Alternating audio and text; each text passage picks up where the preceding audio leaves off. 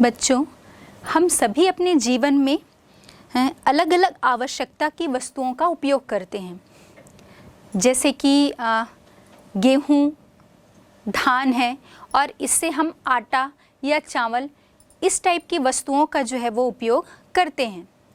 तो ये इनका कच्चा माल एक अलग है, मतलब हम आटा उपयोग कर रहे हैं या चावल उपयोग कर रहे हैं, तो इसके पहले इसका एक अलग रूप था, वो गेहूं के रूप में था और एक जो है वो धान के रूप में था। इसका रूप परिवर्तन होकर ये हमारे पास चावल और आटे के रूप में आया है। इन जो अनिवार्य आवश्यकताओं की यदि हम बात करें, जो हमारे जीवन के लिए अनिवार्य हैं, तो इन सभी के अतिरिक्त भी हमें अपने जीवन में और भी आवश्यकता की जो वस्तुएं हैं वो उपयोग करनी पड़ती हैं। जैसे हम चाहे यातायात के साधन के बारे में बात करें या फिर अपने घर में उपयोग की जाने वाली एक छोटी सी सुई जिसमें हम बैठते हैं, एक चेयर की बात करते हैं, घर में उपयोग किए जाने वाले बर्तनों की बात कर लें, हम दवाइयों का उपयोग करते हैं। इस टाइप की बहुत सारी जो चीज़ें हैं वो हम अपने दैनिक जीवन में उपयोग में लेकर आते हैं। तो क्या आपको पता है कि ये सारी वस्तुएं जो हैं वो किसी न किसी उद्योग में जो हैं वो निर्मित की जाती हैं। इन सभी का रूप परिवर्तन जो है वो उद्योग में होता है। यदि हम बात करें कि ये सभी जो उद्योग हैं वो हम इन्हें वर्तमान अर्थव्यवस्था की रीढ़ के रूप में कह सकते हैं। और जब हम उद्योग कह रहे हैं तो या विनिर्माण उद्योग की जब हम बात करते हैं तो सबसे पहले हम ये देख लेते हैं कि विनिर्माण क्या है। तो विनिर्माण चाहे वो कोई भी कच्चा माल हो, उसका रूप परिवर्तन करके उसे परिशोधित करके जो उसका दूसरा रूप या हम ये कहें कि उसे अपने उपयोग के लायक बनाया जाता है, जहाँ पर उसे हम विनिर्माण कहते हैं। और जब किसी स्थान में ये प्रक्रिया सतत रूप से, अनवरत रूप से और स्थान विशेष में चलती है तो उसे हम विनिर्माण उद्योग के नाम से जानते हैं। विनिर्माण उद्योग जो है वो किसी भी कच्चे माल को या किसी भी वस्तु को उसका रूप परिवर्तित करके, उसे परिवर्धित करके और ज़्यादा उपयोगी और मूल्यवान बनाने की प्रक्रिया है। अब जब हम विनिर्माण उद्योग की बात करते हैं तो अभी हमने जैसे देखा कि जो हम आटा उपयोग कर रहे थे वो पहले गेहूं था, गेहूं की फसल के रूप में था और उससे हमने गेहूं प्राप्त किया और फिर गेहूं को पिसाकर आटे के रूप में हम रोटी बनाने के लिए उसे प्रयोग करते हैं। ठीक उसी प्रकार हम जब भी विनिर्माण उद्योग की बात करते हैं तो उसमें कच्चा माल जो है वो कुछ भी हो सकता है। जैसे कि हमारे धरातल पर मिलने वाला जो पत्थर है वो पहले जब धरातल पर ऐसे ही पड़ा हुआ है तो वो एक पत्थर है, फिर हम भूमि से खोदकर उस पत्थर को तराश कर एक मनचाहा आकार और रूप देते हैं, तो हम ये कह सकते हैं कि जो वो मनचाहा आकार और रूप हम उसे प्रदान कर रहे हैं वो किसी उद्योग में प्रदान किया जा रहा है। आप अपने घरों में टाइल्स, मार्बल ये जो उपयोग करते हैं उसे हम अपने रूप, अपनी पसंद के अनुसार उसका जो रूप है वो परिवर्तित कर देते हैं। ठीक उसी प्रकार जैसे जूट है, जूट की हम बात करें तो हम देखेंगे कि जूट के पौधे को सड़ाकर उससे जो रेशा प्राप्त किया जाता है, फिर जब वो जूट का पौधा है तो वो हमारे लिए उतना उपयोगी नहीं है, लेकिन जब हम जूट के पौधे रेशा जो प्राप्त किया जाता है उसे सड़ाकर फिर उसके रूप में परिवर्तित करते हैं और उसे और ज़्यादा उपयोगी और मूल्यवान बनाते हैं। चाहे हम उसे अपने दरी के रूप में प्रयोग करें, गलीचे के रूप में प्रयोग किया जाए, अलग अलग टाइप के जो पर्दे हैं या कपड़े के रूप में हम प्रयोग करें, तो उस जूट के पौधे को हमने और उपयोगी और मूल्यवान बनाकर अपने उपयोग के लायक जो है उसे परिवर्तित कर लिया। ठीक उसी प्रकार हम बात करते हैं जो खदान से प्राप्त अलग अलग टाइप के अयस्क हैं। अयस्क को भी जब वो धरातल के नीचे भूगर्भ मिल रहा है तो वे एक सामान्य अयस्क के रूप में मिल रहा है। फिर वो अयस्क को हम ऐसे ही प्रयोग में नहीं लाते, हम उसे साफ करके शोधित करेंगे, फिर उसे गलाकर और अपने मन चाहे रूप में परिवर्तित करेंगे और अपने उपयोग के लायक बनाते हैं। तो ये सारी जो प्रक्रिया है, हम फिर से बात करेंगे कि जो एक कच्चा माल है उसे परिवर्तित और परिशोधित करने की जो प्रक्रिया है, उसके रूप परिवर्तन करने की जो प्रक्रिया है वो किसी न किसी विनिर्माण उद्योग में होती है। तो हम इसे सामान्य शब्दों में समझ सकते हैं कि कच्चे माल को परिवर्तित करके या परिशोधित करके उसके रूप परिवर्तन की जो सतत प्रक्रिया होती है उसे ही हम विनिर्माण उद्योग कहते हैं। अब हम इस पे देख लेते हैं कि कच्चे माल का रूप परिवर्तन हो रहा है, तो वो कच्चा माल कुछ भी हो सकता है और किसी भी सोर्स से प्राप्त किया जा सकता है। जैसे वनों से प्राप्त उद्योग, हम बीड़ी उद्योग लगा रहे हैं, उसे अपने उपयोग के लिए बना रहे हैं, तो तेंदुपत्ता जो है वो उसके लिए कच्चा माल है। कृषि से प्राप्त कोई उत्पाद हो सकता है, फिर हम किसी भी फसल की, जैसे सूती वस्त्र उद्योग हम लगा रहे हैं तो कपास कृषि से प्राप्त जो पदार्थ है वो हमारे लिए एक कच्चा माल है। जूट की हम बात करें, उससे हम अलग अलग उपयोग में परिवर्तित कर रहे हैं।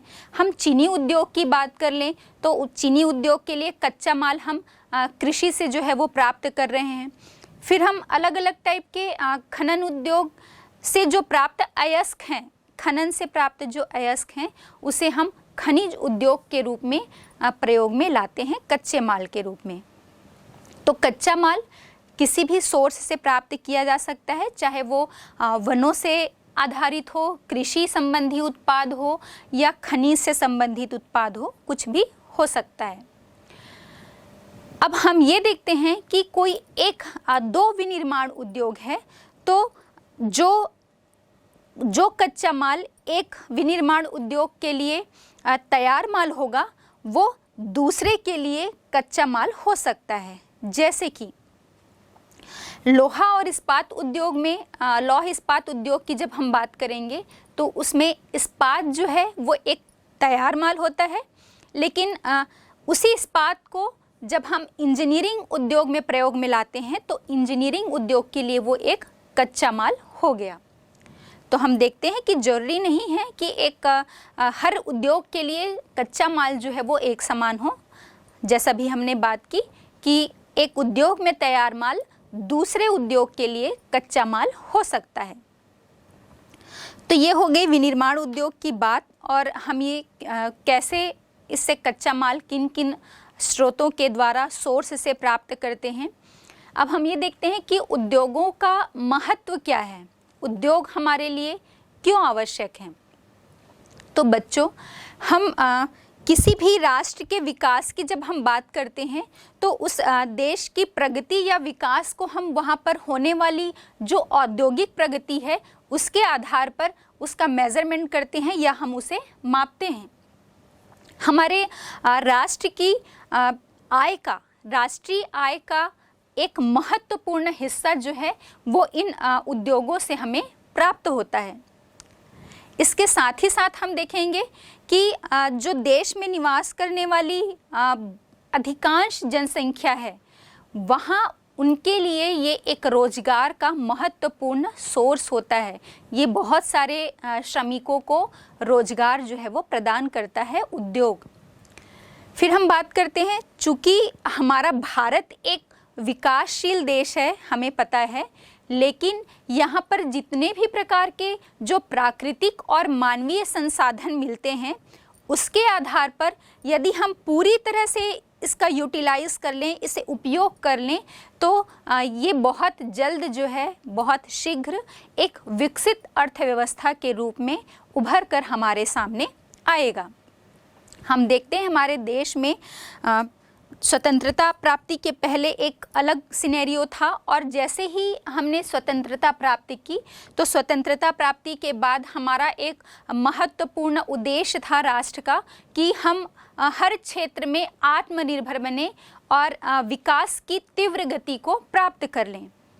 तो इन दोनों ही चीज़ों को पाने के लिए जो औद्योगिकरण है, या हम कहें कि उद्योगों का जो विकास है, वो उद्योग चाहे खनिज से संबंधित हो, कृषि उत्पाद से संबंधित हो, पशु उत्पाद से संबंधित हो, इन सभी क्षेत्रों में विकास करने के लिए हमने उद्योगों की तरफ जो है वो अपना एक महत्वपूर्ण आकर्षण जो है वो रखा और उद्योगों के विकास के लिए बहुत सारे महत्वपूर्ण कदम उठाए।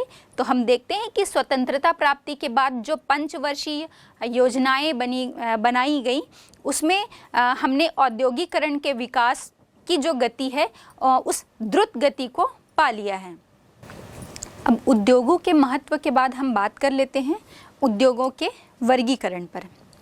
तो हम देखते हैं कि जो उद्योगों का वर्गीकरण किया जाता है वो अलग अलग प्रकार से, उसमें जैसे उद्योगों का जो आकार होता है, उद्योगों का जो स्वामित्व है उसके आधार पर, कच्चे माल के सोर्स के आधार पर और उपयोगिता के आधार पर, ये इतने प्रकार के जो मुख्य वर्गीकरण हैं उद्योग के, ये इस विषय पर हम बात करते हैं।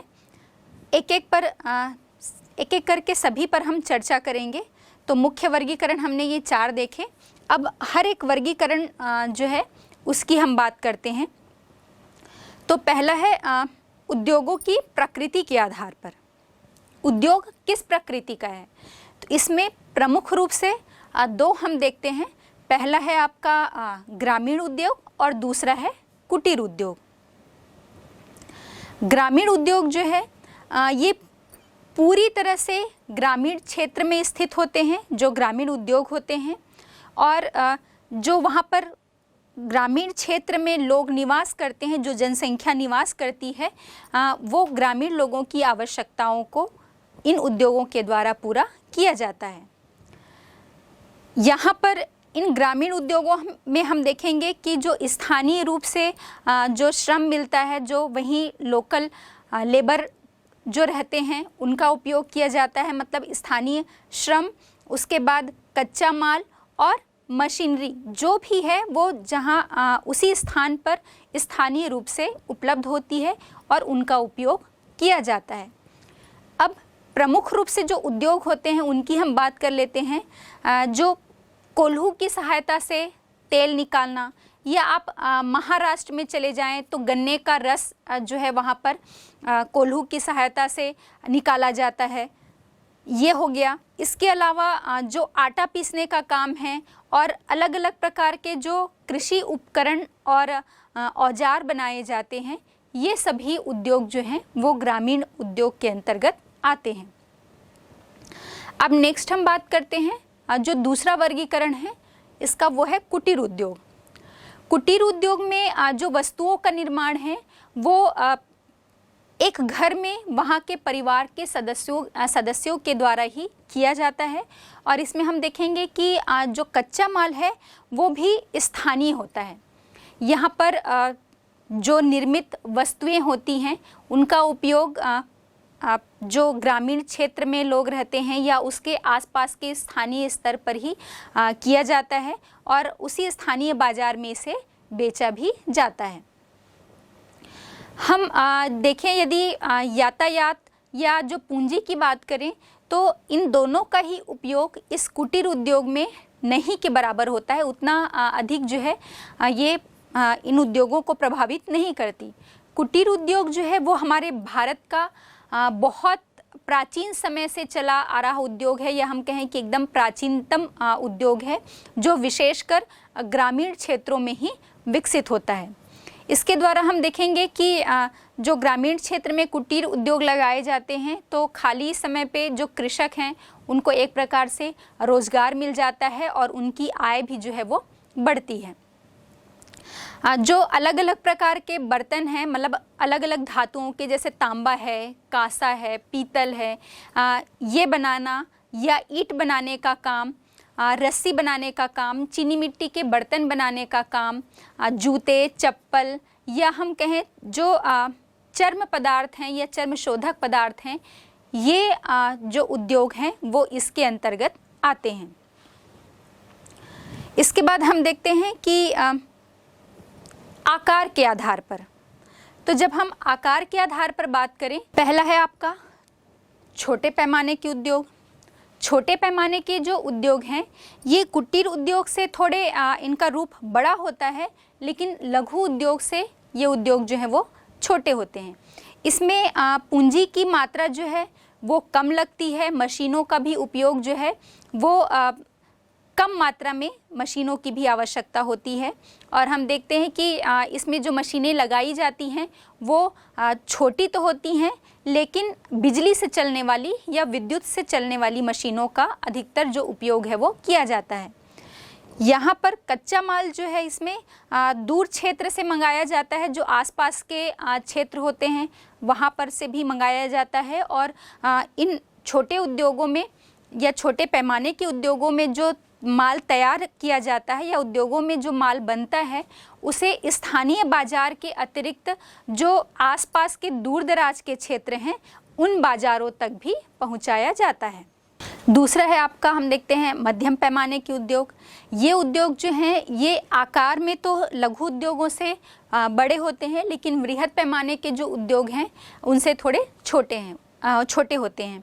इसमें हम देखेंगे कि अधिक मात्रा में हमें पूंजी की आवश्यकता होती है और अपेक्षाकृत जो बड़ी मशीनें हैं उनका प्रयोग जो है वो इन मध्यम पैमाने के उद्योगों में किया जाता है। इसके अलावा हम देखेंगे कि जो इसमें इन उद्योगों में जो श्रमिक काम करते हैं उनकी संख्या भी जो छोटे पैमाने के उद्योग हैं उनकी अपेक्षा अधिक श्रम की आवश्यकता होती है। कच्चा माल आसपास क्षेत्र के अलावा जो दूर स्थित राज्य हैं या जो देश होते हैं उनसे मंगाया जाता है। और सभी जो निर्मित माल है वो दूर दराज के क्षेत्र या हम कहें कि अन्य राज्यों या अन्य देशों में भी उनकी बिक्री जो है तैयार माल की जाती है। मतलब इनके बाज़ार का जो क्षेत्र होता है वो बहुत अधिक विकसित होता है। इसके अंतर्गत हम रेशमी वस्त्र है, चीनी है, साबुन है या कागज़, इस प्रकार के जो उद्योग हैं उसे हम इस मध्यम पैमाने के उद्योग के अंतर्गत शामिल करते हैं। फिर नेक्स्ट हम देखते हैं वृहद पैमाने के उद्योग। तो इसमें वृहद पैमाने के उद्योग जैसा कि नाम से ही स्पष्ट है, एक वृहद पैमाने पर इसमें उत्पादन कार्य जो है वो किया जाता है और इसके लिए बहुत बड़ी बड़ी मशीनें जो हैं वो उपयोग की जाती हैं। बड़ी मशीनों के अलावा इसमें श्रम की भी जो है वो बहुत अधिक आवश्यकता होती है और बड़ी मात्रा में ऊर्जा के लिए विद्युत शक्ति की आवश्यकता होती है, ईंधन की आवश्यकता होती है और एक वृहद पैमाने पर पूंजी लगाने की आवश्यकता होती है। मतलब बहुत अधिक पूंजी की भी वृहद पैमाने के उद्योग में आवश्यकता होती है। तो ये सभी जो हैं वो वृहद पैमाने के उद्योग की विशेषताएं हैं।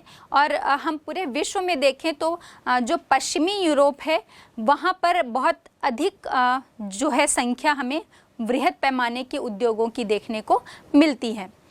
हम द्वितीय विश्व युद्ध के बाद के समय की बात करें तो संयुक्त राज्य अमेरिका में इसका तब बहुत अधिक विस्तार हुआ है।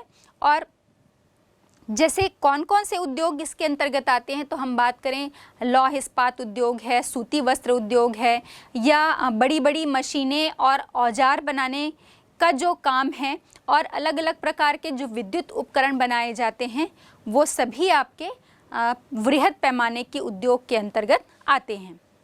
अब हम अगला जो है वो बात करते हैं जो तैयार माल है, उद्योगों में जो माल तैयार किया जाता है उसकी उपयोगिता के आधार पर।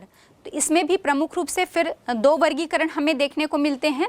पहला है आधारभूत उद्योग और दूसरा है आपका उपभोक्ता उद्योग।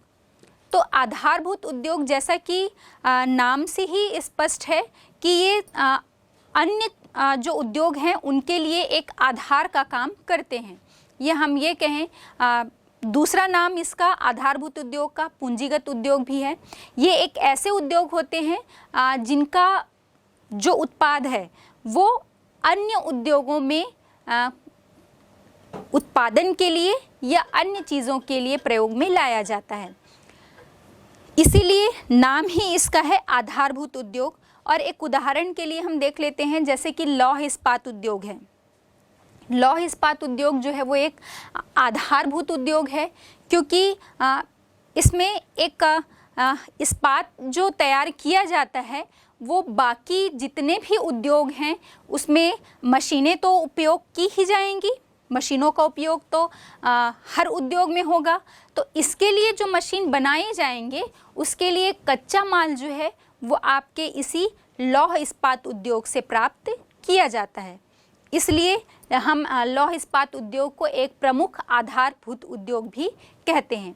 इनके अलावा हम बात कर ले जो इलेक्ट्रॉनिक उद्योग है या पेट्रो रसायन उद्योग है और अन्य जो धातु शोधन उद्योग होते हैं वो भी आधारभूत उद्योग के एक प्रमुख उदाहरण होते हैं।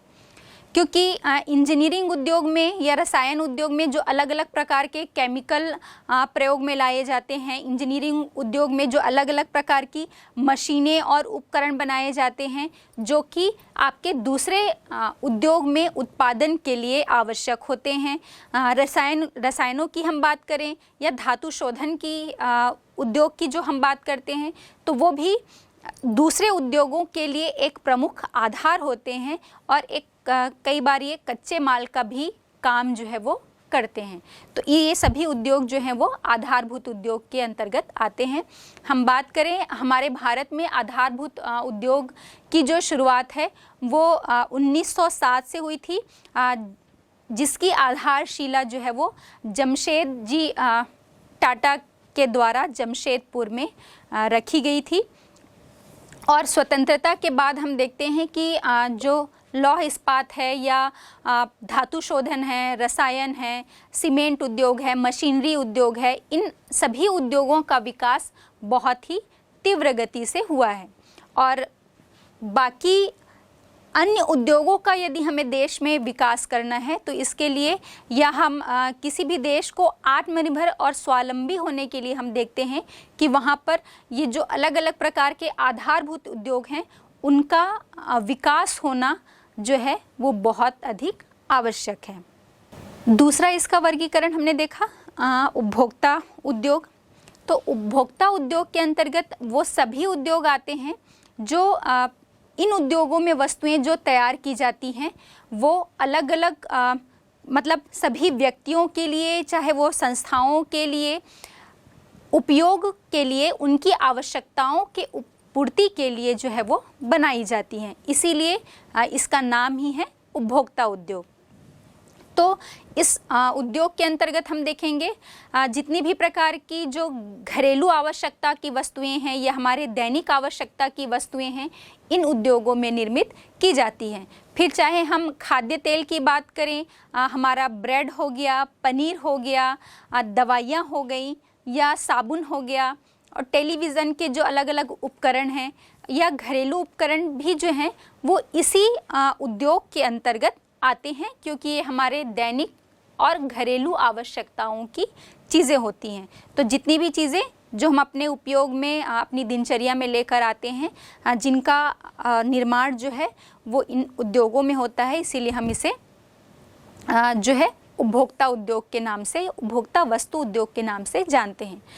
अभी वर्तमान समय में हम देखेंगे कि विश्व में कई हजारों प्रकार की जो है उपभोक्ता उद्योग संचालित हैं और ये इनके द्वारा अलग अलग प्रकार की सामग्रियों का निर्माण भी किया जाता है। फिर अगला हमारा वर्गीकरण हम देख लेते हैं कच्चे माल की प्रकृति के आधार पर। प्रकृति के आधार का मतलब कोई कच्चा माल जो है वो भारी होता है, ये जो है वो खास पदार्थ वाला होता है। जैसे इस्पात की हम बात करते हैं, इस्पात उद्योग के लिए जो हम अयस्क प्राप्त करते हैं वो क्या होता है, भार हास वाला होता है। मतलब जब अयस्क को निकाला जाता है उसके बाद वो उसी रूप में हमारे उपयोग के लिए नहीं लाया जा सकता। पहले उसे शोधित करके शोधन करने के बाद फिर जब वो उपयोग के लायक हमारे बनता है, तो जब निकाला जाता है जिस रूप में अयस्क, उससे जब वो उपयोग के लायक बनाया जाता है तो उसके भार में कमी आ जाती है, वजन में जो है वो कमी आ जाती है। और कुछ जो है वो जिनमें जो वजन का है वो उसमें कमी नहीं आती है। जैसे हम वस्त्र उद्योग, सूती वस्त्र उद्योग की बात करें तो कपास के जो हम धागे हैं वो निकालते हैं, उसका जितना वजन होगा उस कच्चे माल का, धागे का, उससे जब हम जो वस्त्र है वो तैयार करेंगे तो दोनों के तैयार माल में भी और कच्चे माल में कोई कमी हमें देखने को नहीं मिलती है। तो कुछ उद्योग जो हैं वो हल्के कच्चे माल का उपयोग करते हैं और कुछ उद्योग जो हैं वो भारी धातुओं का या भारी वजन वाले कच्चे माल का प्रयोग करते हैं। तो इसके आधार पर दो प्रकार हैं इसके। पहला भारी उद्योग, ऐसे उद्योग जो कच्चे माल के रूप में भारी वस्तुओं का उत्पादन भी करते हैं और कच्चा माल भी इन्हें अधिक वजन वाला उपयोग किया जाता है इनके द्वारा। जैसे कि उदाहरण है लोहा इस्पात उद्योग, इसका एक सबसे अच्छा उदाहरण है। और दूसरा हम बात करें हल्के उद्योग, ये ऐसे उद्योग होते हैं जो हल्के कच्चे माल का उपयोग करते हैं और इनके द्वारा जो उत्पादन भी किया जाता है तैयार माल, उसका भी वजन जो है वो उतना अधिक नहीं होता है। जैसे इलेक्ट्रॉनिक उद्योग की हम बात कर लें, वस्त्र उद्योग की बात करें या सिलाई की मशीन जो है, ये सभी जो है वो हल्के उद्योग के उदाहरण हैं। फिर अगला वर्गीकरण हम देखते हैं स्वामित्व के आधार पर। स्वामित्व के आधार पर उद्योगों का वर्गीकरण किया गया है और सन 1951 से इसे 3 प्रकार के उद्योगों में के रूप में इसे मान्यता दी गई है। पहला है आपका सार्वजनिक उद्योग, ऐसे उद्योग जिसके अंतर्गत हम देखेंगे कि भारी और आधारभूत उद्योग तो शामिल हैं ही, लेकिन इन उद्योगों का संचालन जो है वो सरकार के द्वारा, शासन के द्वारा स्वयं किया जाता है, तो इसे हम सार्वजनिक उद्योग कहते हैं। हमारे भारत में हम देख लेते हैं, हमारा दुर्गापुर का इस्पात संयंत्र है या राउरकेला की हम बात करें या भिलाई इस्पात संयंत्र की बात करें, ये सभी जो लौह इस्पात केंद्र हैं वो सार्वजनिक उद्योग के एक बहुत अच्छे उदाहरण हैं।